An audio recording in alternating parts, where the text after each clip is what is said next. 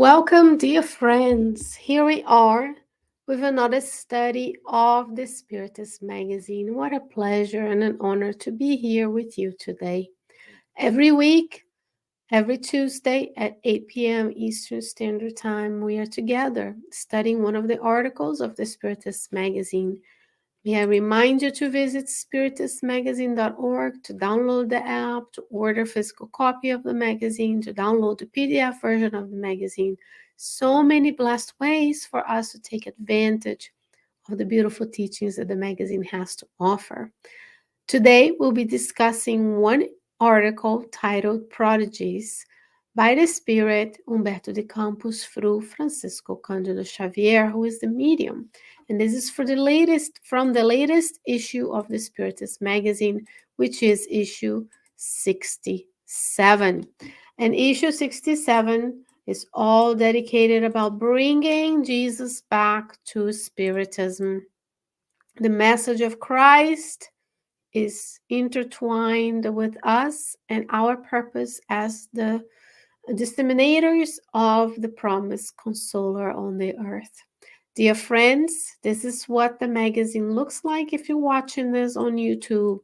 If you're not, I am sharing my screen with the listeners at this moment and the viewers that shows how the PDF version of the magazine appears on my screen on my computer.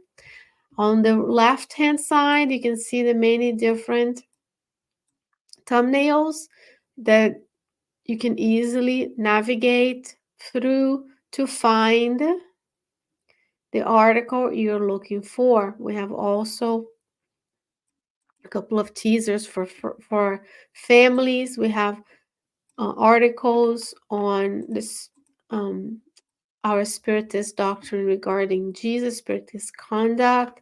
We have articles on family planning, separation and abandonment, on the youth, and so much more. Joy and optimism. And here we are at the article study today is called Prodigies. Who is a prodigy, and how can a prodigy and all of us, how can we all contribute to the works of the good on the planet? So this is from the Spirit Humberto de Campos through the mediumship of Francisco Candido Xavier. So we're deeply thankful for their presence in our lives. We hope that we can have their inspiration as we bring about these teachings.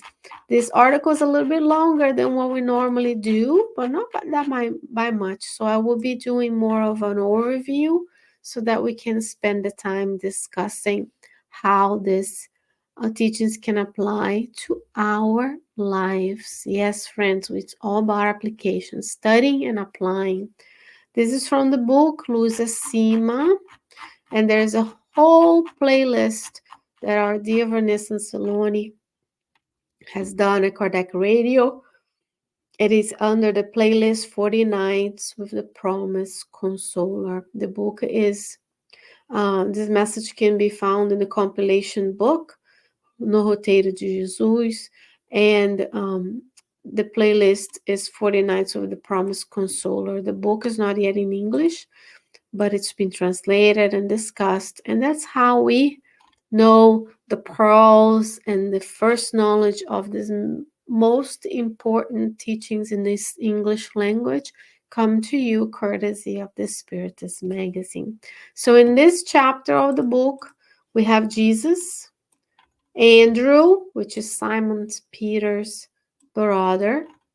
And Andrew comes to the Lord to bring some friends, and the friends will discuss some of their talents and how they can apply these teachings to the works of the Jesus when he was incarnated on the earth. I remember Jesus had a ministry of about 3 years.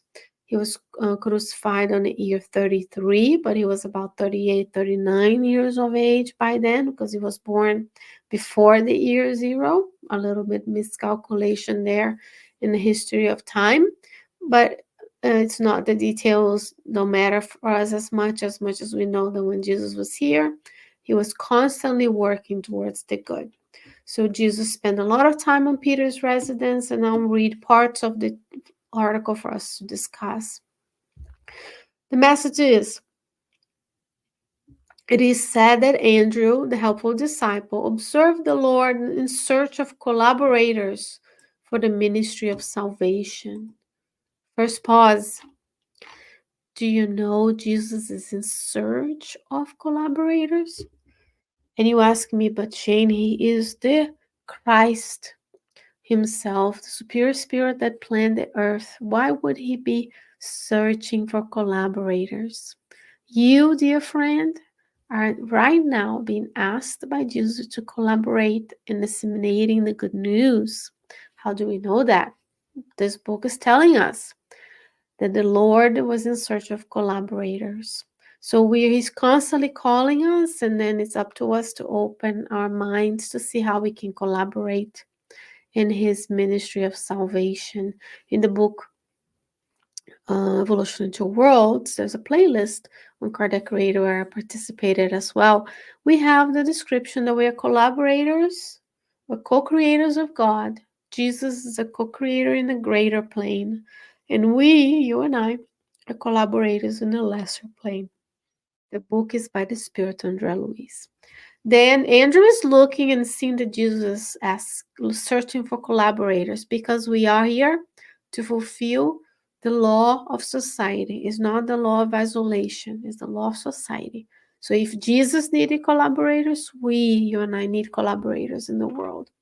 Then one day he came to Peter's residence. He was there. Jesus spent a lot of time on Peter's residence with 3 companions that were candidates for the divine fellowship, right? It's similar to one of us bringing our friends to the center and telling the spirit director or the physical director, say, I have this friend, they have this or that talent. So they were candidates. And then Jesus do the same thing we're going to do. If someone comes to us and say, I want to participate in your endeavor, Jesus received them with serenity and mildness, while the apostle introduced the novices and with naive enthusiasm. He was like, Jesus, look at this person. Look how great they are. And then Andrew says, Master, touching the oldest arm, this is Jacob, son of Eliakim, the gold pastor, who has wonderful visions of the occult. See, he is a medium, seeing the demons themselves scourging unclean men.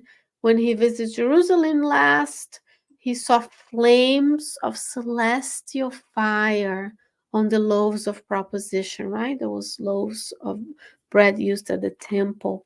He also saw the spirits of glorious ancestors among the priests, astonishing the sublime revelations of the invisible.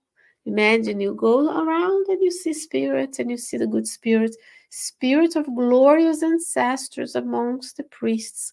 Every place that is gathered in the name of the good in the universe has the presence of glorious people, spirits, ancestors that came before us and helped us.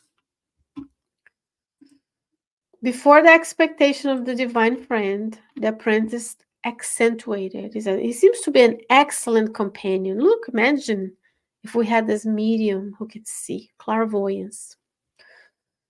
Jesus, however, what did he do? Rested his eyes on the candidate. He made an interrogative gesture to Jacob, who, sweetly embarrassed by his silent attitude, said, just like questioning him. Now it's Jacob, the proposed disciple, the one who can see the occult. Yes, it's true. I'm a seer, or what's in secret. I'm sorry, let me make it bigger for you. I'm a seer of what's in secret, and I tend to take lessons from the new school. He's like, I see, but I'm willing to learn. However, I fear public opinion. I work at Prisco Bithynius' house, the Roman chief. So it's a Jewish person working for the Roman chief. And I receive compensatory salary. If they know that I attend these ranks, they'll probably expel me. I will lose my earnings and my family may suffer from hunger. Right? So sometimes we have the talents. In this case, it's seeing mediumship. Sometimes it's a different. We say, you know what? Not ready to embrace. Imagine what would people know if they knew I spent my Sunday mornings going to the Spiritist Center. Can you see yourself as someone you know in this? However, I could do this, but I have this thing. People are gonna expel me. I'm gonna lose my way of being. I'm gonna. The list goes on. This is us. Great silence surrounded them. Did Jesus do? Jesus remained almost impassive. His sleep showed a slight smile that did not come out completely. So let's observe Jesus, question 625, guide and model. So if whatever Jesus did, we need to do. So when someone comes to you, I have the, and he listened with compassion, sweetness, and mildness. And then after the person finished, he just was there. It didn't faze him. However, Andrew was interested in placing his friends on the apostolic table, like almost they were interviewing for the position. So he recommended the second one, a middle-aged Jew who revealed in his gaze astute intelligence. Right, friends? Jesus and his apostles were Jewish, right? They weren't Christians, and not until Luke came and named them so.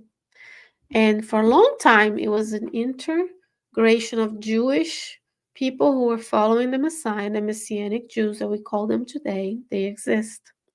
And also who? The Gentiles. This is you and I, if you're not Jewish, who followed the lineage of Paul and Saul, following him, spreading the good news, right? Well, let's remember, Jesus was a Jewish man following Jewish customs. People around him were Jewish as well. I'm sorry, I'm gonna have to make it smaller. Let's see what kind of offering of talents this guy has. Lord, this is Menahem, the son of Adod, the goldsmith. Remember back then, people were known by who their parents were, in this case, the male parents, the father, and what they did, what professions they held. He has different ears from ours and is blessed with by miraculous dreams. So he hears voices from heaven announcing the future accurately, right? People these days would love for us to come to the Spiritist Center and we hear the spirits and we give them advice, what's going to happen. During sleep, he receives astonished warnings. That's a very common type of mediumship in the first revelation, the Torah and the prophets, right? The Tanakh. Because, remember, many of the characters on the Bible received messages when they were asleep through dreams. Through these means, he has already discovered the jewels of Pompey Fabrina when distinguished Romans visit Caesarea. Countless are the cases where he functioned as a victorious soothsayer. When he passed by Jerusalem, he was called by illustrious priests who successfully tested these strange faculties. He read ancient papyrus and he transmitted authentic messages from the great deceased of the race. So he was a speaking medium and a hearing medium, right? And dreaming. So maybe we know someone who has those faculties. Maybe if you don't, you still have your intuition. You receive messages from the beyond all the time, even if we don't recognize them. Now this is Andrew introduced, and now the candidate's gonna say. Andrew says, wouldn't he be a valuable contributor to us? Christ fixed a lucid look on the introduced man, and then Menahem explained, now the medium himself. Yes, I really do hear voices from heaven, and I solve my dreams various problems about which I'm consulted. So people came to him, right? We see a lot of that on the books of André Louis, of his romances. There were oracles and seers. Today would call them psychics, sometimes mediums, those who receive payment, right? A lot of people come to us in the Spiritist and they say, can you talk to the spirits and let me know how to do X, Y, and Z? Sometimes we wish the spirits would just tell us, right? I wish I could participate in the new faith. He wants to participate, but God honors us, however. I'm bound to many commitments. We hear that all the time. The story is from Jesus' time. I would love to participate, but I have commitments. What are these commitments? Work, activities, self care, enjoyment, experiences, experiences, experiences. That's the modern age commitment.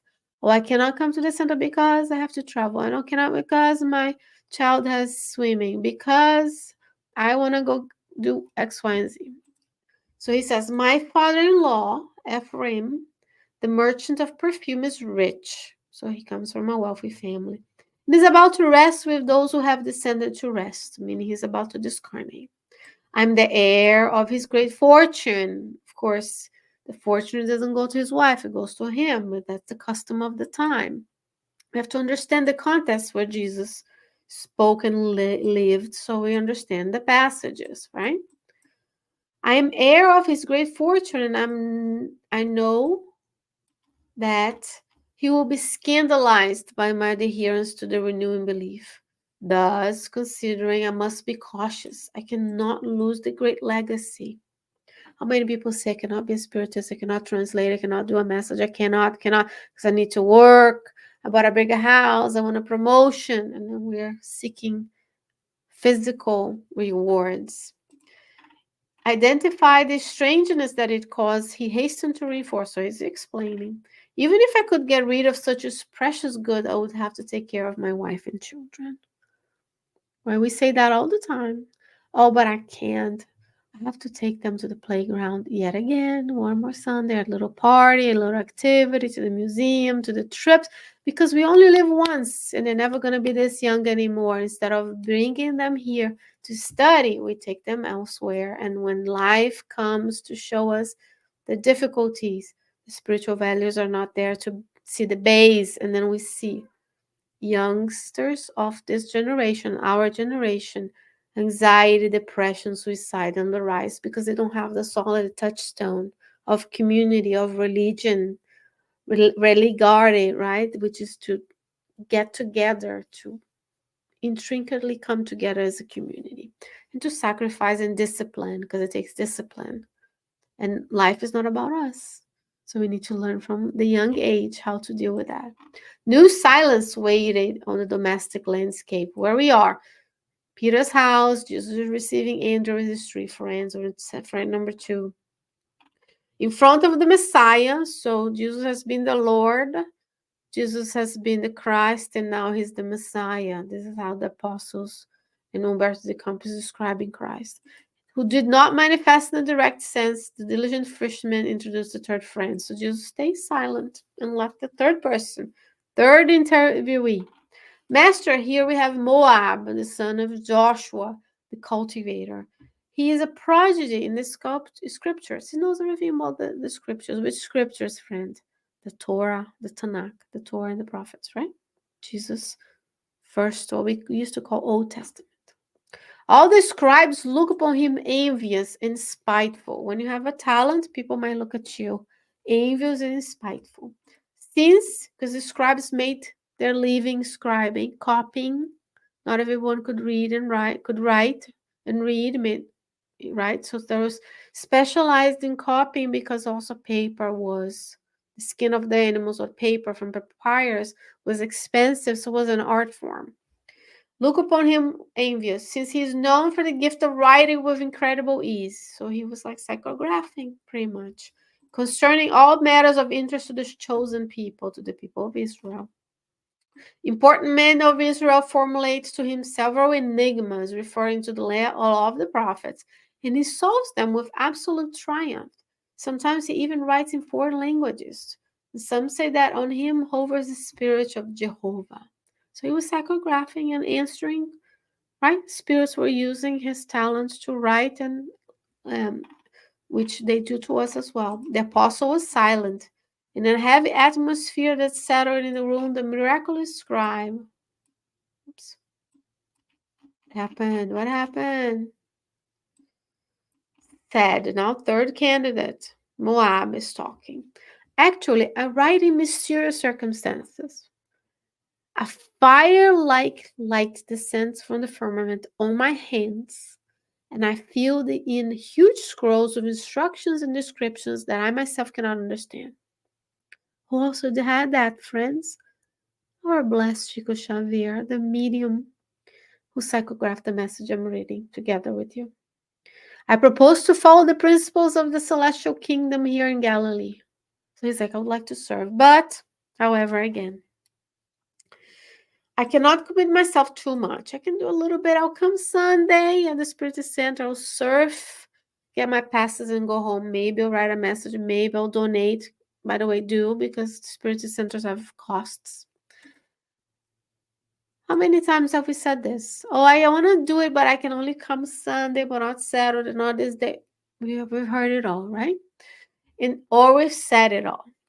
In the holy city, I'm connected to a great revolutionary who promised me a high political commission soon after assassinating the prosecutor and eliminating some influential patricians. So this guy, poor thing, got himself attached to the bellicose forces of the earth. How many people today are selling their soul over political parties and political people? And just listen, we are here in the US and the political season, regardless of who you're going to vote for. Be careful not to do what this is, which someone you vote for someone, you attach someone to something with the promise of gaining, which is not what politics should be all about. But this is this gentleman who is a psychographic medium.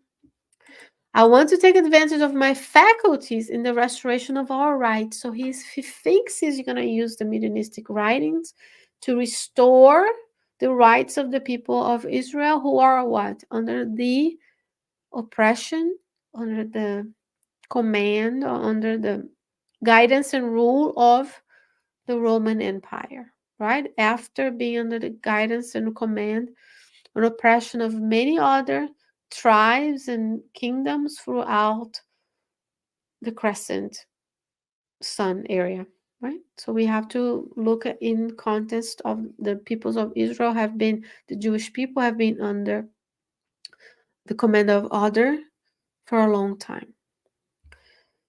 I will conquer position, gold, fame, evidence. Therefore, I cannot accept very extensive duties. It's like, okay, I'll do a little bit for you, but what does this person want? Position, gold, fame, and evidence. At least he was more honest, right? The other ones were like, I'm doing this because of that. My friends, my family, people, I worry about people are gonna talk about me. The other one was like, use the family and the riches of the family to excuse. At least this one said, it wants position, gold, fame, and evidence. Be preeminent, right? So at least this one was honest. Stillness returned. So everybody's like, oh, what is Jesus gonna say, friends? However, Andrew, who brought in the candidates, was anxious to situate the new members in the Galilean school, so he asked Christ. So naive, right? Master, now he's master. Aren't you looking for associates for the redeeming service? Will you admit our friends? So they were interviewing to become part of the Jesus apostle. Okay, I'm going to make a pause to ask this to ourselves. How many times have we positioned ourselves in face of Jesus and said, Jesus, I'm here. These are the talents that I have. This is what I can offer. But I have X, Y, and Z I need to worry about. We need to sacrifice. That's the message here. Have we truly talked to Jesus as if he was the loving brother or sister that we have, right? Spirits don't have gender and sex like we do. He is the spiritual governor of the planet. He's asking the 8 billion incarnates, you and I. Plus, there's more than 8 billion now. And the many, many more, 2 to 3 times more discarnate friends. Come with me. What do you have? What talent do you have, friend? Have you been to the Spiritist Center, to the synagogue, to the church, to whatever, and said, I know how to do X, Y, and Z, but my family, my work, I can only do a little bit? Or are we saying yes to the opportunity as they arrive? What are we offering? And are we listening to the call from Christ? So let's see what Jesus says. Jesus, however, clarified with complacent serenity. Remember, Jesus did not say a thing. He did not say, you hypocrites. He was just listening. How many times can we remain calm? No, Andrew, may your brothers proceed in peace. It's like, go with God. For now, this is Jesus' words. Their goal is different from ours. Dear friend, is our goal different from Jesus' goal or the works of the Christ goals? The first person stagnated in profitable situation, was worried about what people are going to think and he's going to lose his job. The second awaits inheritance in gold, silver, and stones. He said, if my father-in-law who is about to die finds this, he's going to inherit me. And by the way, I could get rid of it, but I have to support my family. The third one remains hunting for the ephemeral glory of human power. So this is us. It's tough, right? It needs to be tough. We can't anymore just be reading for the sake of reading. We have to ask, am I seeking profitable situations and having that as an excuse? Or I'm awaiting inheritance in gold and using my family as an excuse for not serving? Or do I want power? A lot of people in the Spiritist movement want power. Thank God it's not a religion. There's no priests. There's nobody in Rome saying you can or can't do, right?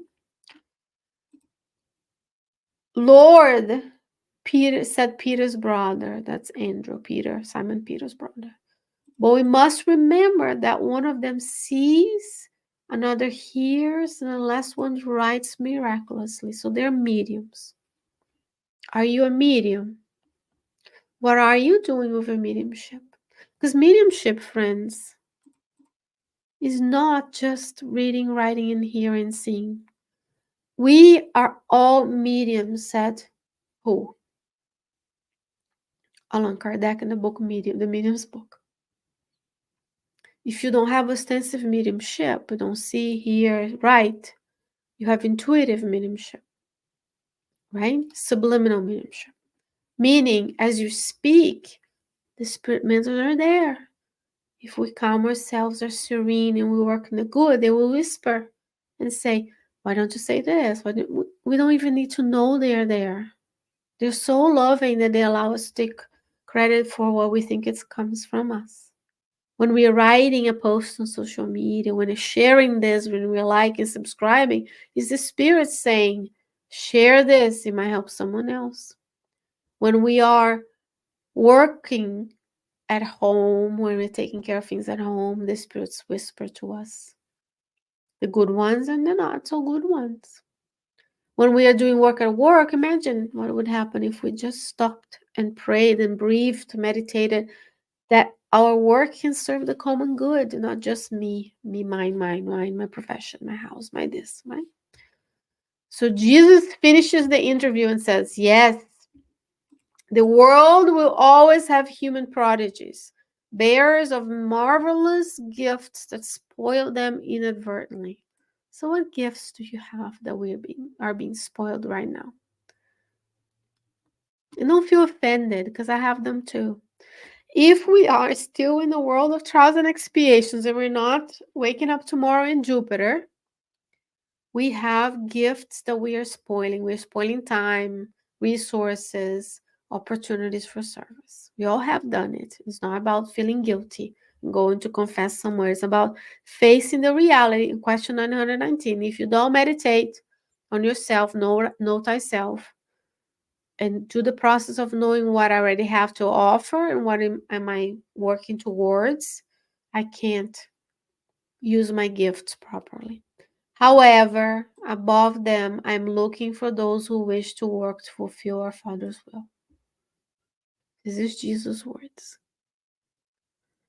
Let's work to fulfill Father's will. So that means it's more about the common good, what we have to offer, than what am I doing, how am I doing. So if I'm in a place, it's because God allowed you to be there. So is God taking you there? Why there, not elsewhere? Why this location, not that location? Why this person, not that person? Why this job, not that job? So it's God's will for us. What is it? What am I? What am I doing? So are we working? Are we listening? Jesus is looking for those who wish to work to fulfill our Father's will. This is Jesus talking to you and I today. As I mentioned, there's a whole playlist called 40 Nights of the Promised Consoler at Kardec Radio. Dear friends, I hope that you can be bearers of marvelous gifts, and then you can use them and not spoil time, not forget of the preciousness of this reincarnation, of the preciousness of knowing of Spiritism, because many religions don't know any of these. So that you and I can work together, bringing the gifts that we have in order to enrich the life of others, the common good. The law of the society, the law is not of the individual. Jesus came with a group, Jesus served, he's our guide and he's our model, therefore we serve as well. Dear friends, what a blessing to be with you. God willing, I'll be back with you next week with another Spiritist magazine program. Until then, stay well, stay safe, and I hope to see you soon. Bye bye.